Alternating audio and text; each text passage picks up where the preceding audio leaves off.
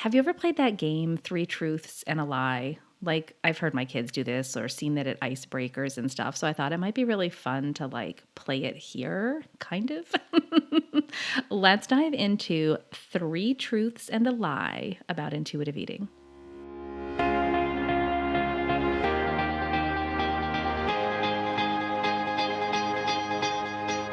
Welcome to the Intuitive Eating Mama podcast. I'm your host, Jennifer D'Amato. I am an intuitive eating counselor and I'm also a mom to four. This podcast is not just for mamas, it's for all women who are ready to ditch diets, ditch the scale and food guilt forever, and instead invite peace with food, increase their body trust, and confidence in all of her choices.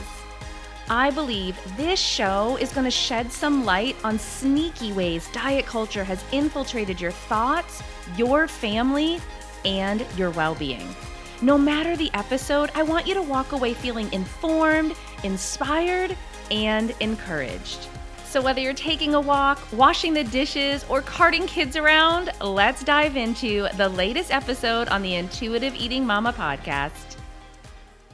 I do think there's a lot of not just misinformation about intuitive eating that's out there, but just complete garbage. I mean, I've seen people talking about intuitive eating weight loss, and I'm like, don't scream, because that's really what I want to do. I mean, I don't know why they're using the term. I'm not sure if it's just because they see, how popular it is because it's actually helping people. And they're like, oh, I should use that. I mean, diet culture just does crap like that. But wellness culture, wellness influencers, they have really, really taken on using this term. One comes to mind in particular. I know I don't name drop all the time, but I'm just going to say her name. Okay, take a breath. It's okay. Heidi Powell.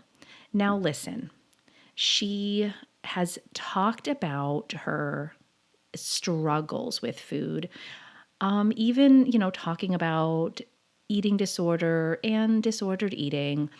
It's not healthy talking about eating just a bag of steamed broccoli because you haven't eaten. And I have to tell you, we've not talked about it here on the podcast, but there's a real scary environment with those competitions all focused on physique.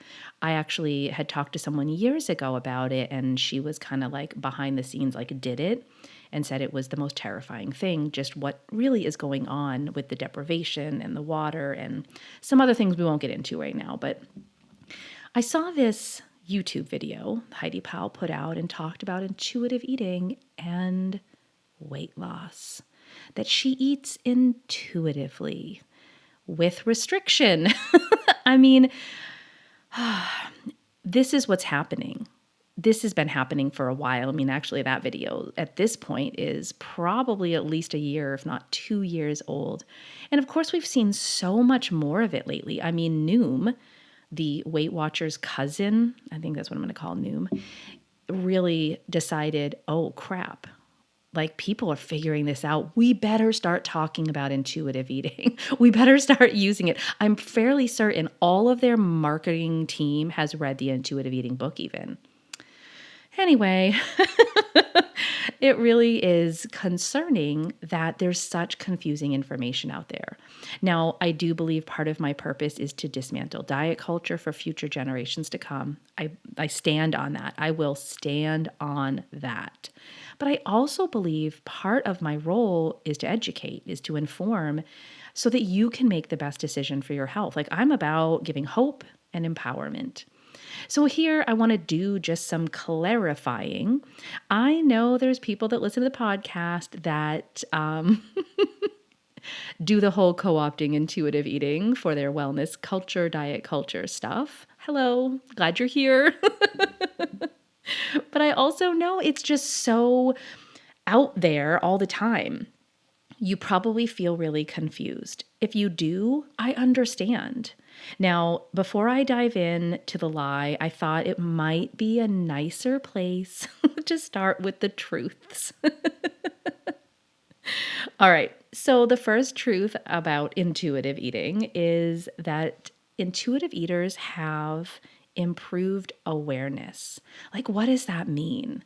Well, they really can hear their body, know what it's saying. Diet culture and dieting in general, any restriction does a really, really great job of removing that awareness because you're denying it, right? You're denying hunger. You are trying not to get full, right? One of the things I see wellness culture doing with intuitive eating is using a hunger and fullness scale. Like, you have to eat at this point and you have to stop at this point, numbers, numeric values, whew, that's pretty exhausting and lots of rules. Intuitive eating is not filled with rules. That's a good one. Anyway, they have improved awareness of hunger and fullness, but they also have improved awareness of satisfaction. I hear all the time, I don't like this, but I should be eating it, so I'm going to. Oh, can we just agree to stop doing that? I was sharing recently, we have one life and we're going to eat foods we don't even enjoy. I'm going to be honest with you, always. That was me and kale, and that was me and Oreo cookies. Yup, both of them. I was eating something I don't even enjoy, kale and Oreo cookies, in my disordered eating. Kale, I have to eat the kale. You're supposed to eat the kale. If you're healthy, you eat kale. If you're focused on your health, you need kale. Ugh, I hate kale. And if I was binging, if I was feeling out of control, I would have Oreo cookies. I don't like Oreo cookies. Now, don't stop listening to the podcast because you're like, I cannot believe Jen doesn't like Oreo cookies. This is not new knowledge. It's been out there for a really long time. My family thinks I'm crazy. I'm the only one that doesn't like Oreo cookies, but I would eat them. So intuitive eaters have this improved awareness of what their body is saying. Yes, when it comes to hunger and fullness, without needing a scale, it can be a place to start if you need some identifiers, though I take a very different approach to that. I don't like the numeric values. I actually, again, want you to increase awareness. So we even use terms in my coaching that helps with that awareness, identifying feelings in your body. But that improved awareness of satisfaction, oh man, that is gold. I think that's gold right there. All right, second truth is partly because of the first truth, the awareness, is intuitive eaters trust their body. They hear the sounds, right? They hear the signals, they hear the cues, but they don't question them. They trust their body. They trust, of course, hunger and fullness. They trust the satisfaction, but they also trust their choices. When you're a dieter, I feel like there's so much second guessing, so much questioning of yourself, even if you're not on the diet plan, you question your own choices. Should I be eating this? Should I have more? Did I eat enough today? There's just so much questioning. Intuitive eaters have body trust and they have trust in their choices, what they're eating, how much they're eating, when they're eating. It becomes such a level of trust that they don't even have to give all this time and attention and thought to it. It's so beautiful. It's so beautiful. All right, before I get to the one lie, we have one more truth. Another truth about intuitive eating, about intuitive eaters, is it really does have a positive impact on those around you.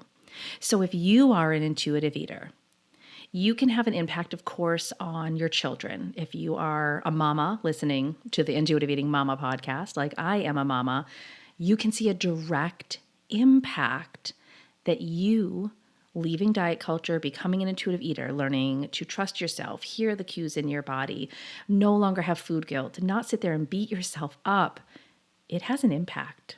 I've watched it happen, not just for me. Yes, I love celebrating my daughters, but I love celebrating the women I work with, their wins at home, hearing those shifts.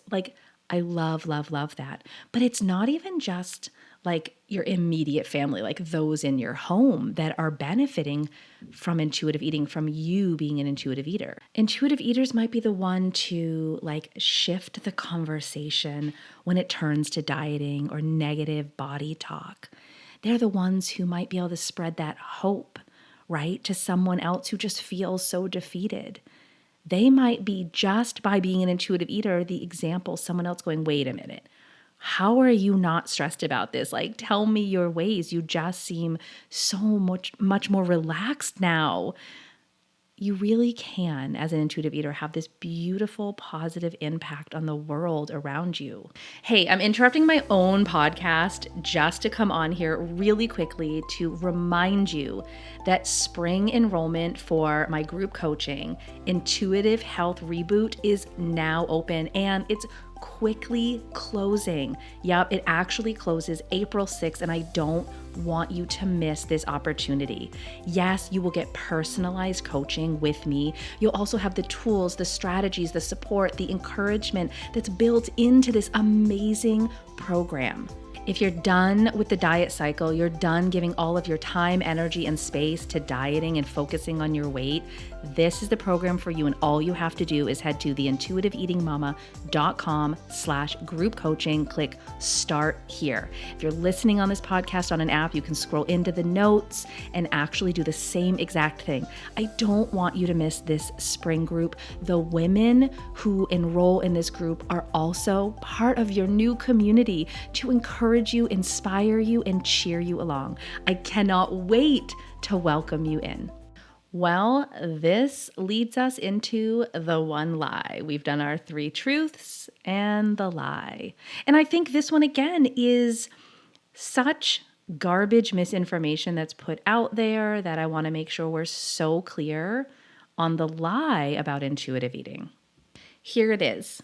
Intuitive eaters, intuitive eating in general, really doesn't account for, care about, or consider your nutrition. Oh my gosh, talk about malarkey.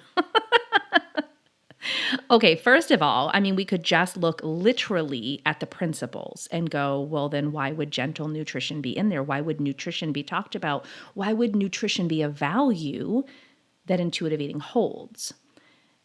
Then we can just look at intuitive eaters going, first of all, they care about nutrition, but there's so much other stuff bogging them down, right? The messages about food, the messages about their body, the confusion about what to eat, when to eat, how much to eat. You know, diets have done that. Society does that. Their culture does that. Their mother does that. They just don't know. It's hard to address nutrition when you have all of those other messages clouding your head. Now, the way I like to approach it is we kind of weave nutrition in gently throughout the healing process. But then when you've really done a lot of work on making peace with food, hearing your body, trusting your body, like this becomes more of your norm, then you can give more attention, more, I would say, like dedicated attention to nutrition. But intuitive eaters value nutrition. They value their overall health and well-being, so of course they value their nutritional needs. But of course, what do you see out in the world? You see the lie.